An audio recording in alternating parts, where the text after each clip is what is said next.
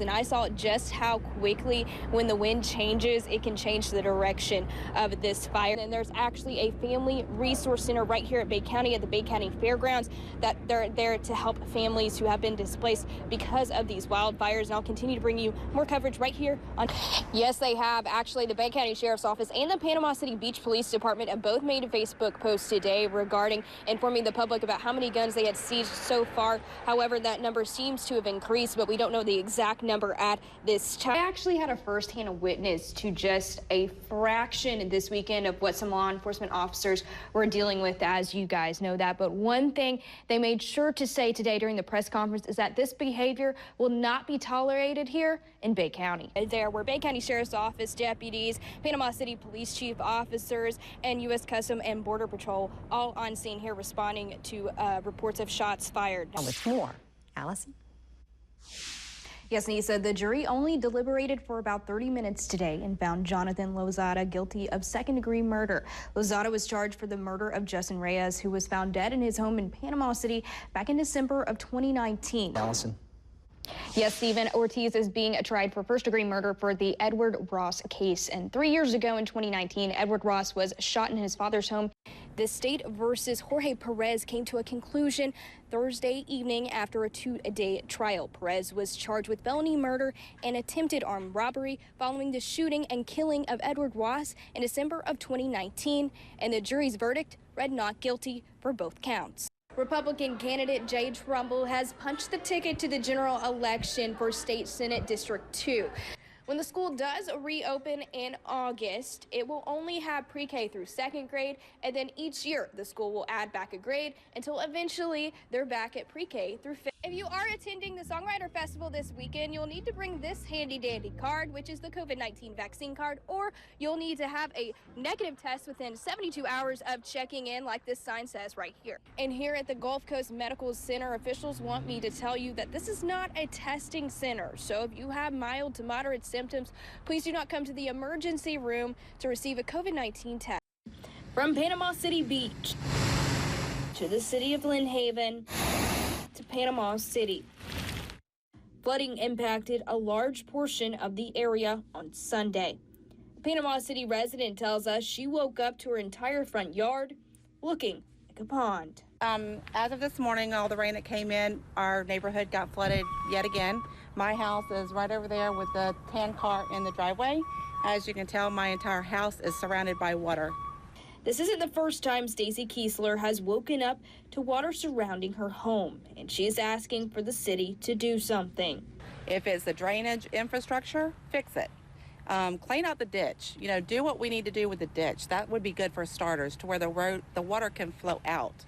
But something definitely needs to be done, because I'm tired of flooding. My neighbors are tired of flooding. It's very frustrating. The Panama City City Manager, Mark McQueen, says they recently got a grant and they're working on fixing the stormwater drainage issues. The storm drain ditches are being taxed more than they've ever been designed for, and so we're going back through and we've got grant funding, about $25 million that was just approved last month for us to be able to start addressing the stormwater system, the Robinson Bayou stormwater system. McQueen says the storm drain ditch systems have served the area for nearly 100 years, but they are now overworked due to the loss of trees from Hurricane Michael. They're not able to handle the volume of water that's now being expected upon those ditches. So we're going back through and doing the engineering right now to do the redesign for those ditch systems so that we can have a better management of stormwater. To help resolve the issue Sunday, crews were pumping water out of the flooded areas, but Kiesler says she's waiting for a permanent fix, so she no longer has to worry about water getting into her home. Well, the city manager also told me today at the next commission meeting, the city commissioners will be approving around $3.9 million for the voluntary home buyout program. Bay District Schools held a press conference this afternoon addressing recently released federal documents regarding alleged public corruption. As News Channel 7's Allison Baker reports, District Superintendent Bill Husfeld held the conference to tell the public he's done nothing wrong.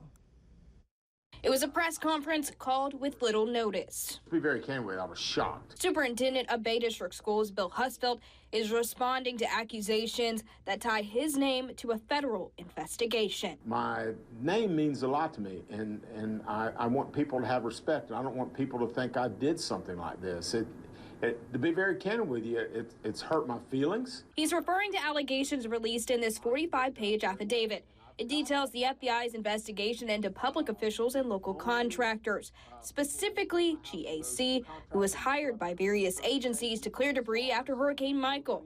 The document says while GAC was contracted to work for Bay District Schools, it was also working on the private property of several local officials, including Superintendent Husfeldt, an allegation he says is not true. I'm very, I guess I'm going to use the word shocked that something like this would come out, because no one at any time did any work on my house or my property or my rental house other than those I contracted with. I have all the receipts, I have all the information. I'll be glad to give that to the FBI. When News Channel 7 asked if he would share the documentation with us, Husfeldt said he'd rather give it to the FBI. I don't want to get them out there to the public and everybody start going through it. I want to give it to the people that really matter and making that decision, and I want to give them to the FBI. The affidavit says other leaders who had private property cleared by GAC include State Senator George Gaynor. WJHG reached out to him for comment, and he also denies any wrongdoing, giving us this quote, "No one from GAC cleaned our yard." The 45-page affidavit provides more details about the investigation and GAC's connection with local officials, and it details the investigation into alleged public corruption involving the city of Lynn Haven after Hurricane Michael. FBI agents Lawrence Borghini, who wrote the affidavit, ends a summary that states, "Based on my training and expertise, it was the GAC's benefit to perform such work for local public officials and government employees who were either witting or unwitting for future favorable treatment and lucrative contracts." I mean, I'm a little fish in all this stuff, and I'm not involved in it. I'm not even in the same aquarium. Husfeldt says he does not have a lawyer because he does not feel he needs one, since he says he's done nothing wrong. In Bay County, Allison Baker, News Channel 7.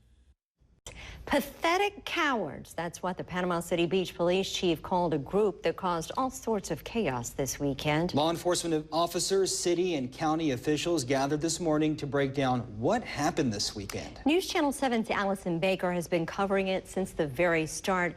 Allison, what did they have to say during the press conference today?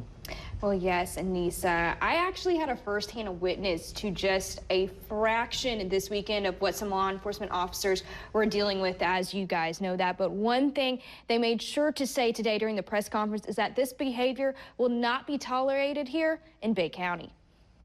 Crowds lined the streets of Front Beach Road in Panama City Beach over the weekend. Roads and businesses closed down Saturday evening and again on Sunday after a shooting. And those in town causing the chaos, law enforcement officials say were not spring breakers. What we saw this past weekend is absolutely unacceptable, period. The behavior of these pathetic cowards that came to our beach and committed these crimes, their actions will not be tolerated. Behaviors over the weekend that put law enforcement officers' lives at risk. This weekend could have very easily resulted in some tragedies of an officer's loss of life, a citizen's loss of life, or even a bad guy's loss of life. 75 illegal guns were seized over the weekend. Out of the 75, there is one that a Bay County Sheriff's Office major will never forget. I have encountered a few armed people. I have never had a gun pointed right at my face like that, which is hoping never have it again also. One thing that was unanimous across local law enforcement officials and city and county officials is that they will not tolerate this behavior in Panama City Beach. And again, these were not spring breakers conducting this activity over this weekend. This isn't what we want coming to our city. We want the spring breakers. We want the tourists. We don't want this element. And for those thinking they can get away with it in the future, think again, according to the Bay County Sheriff, Tommy Ford. And I assure you that this will not be a real fun beach at the Bay County Jail. If you come here to act like a criminal, we'll treat you like one. And I know for many of our viewers, they were commenting on social media asking about a curfew or a local state of emergency. Sheriff Tommy Ford and Chief Talamantes said nothing is off the table. Sheriff Ford added they believe that most of these individuals have left town, which is why one was not put into place on Sunday, but they said they consider it following the shooting.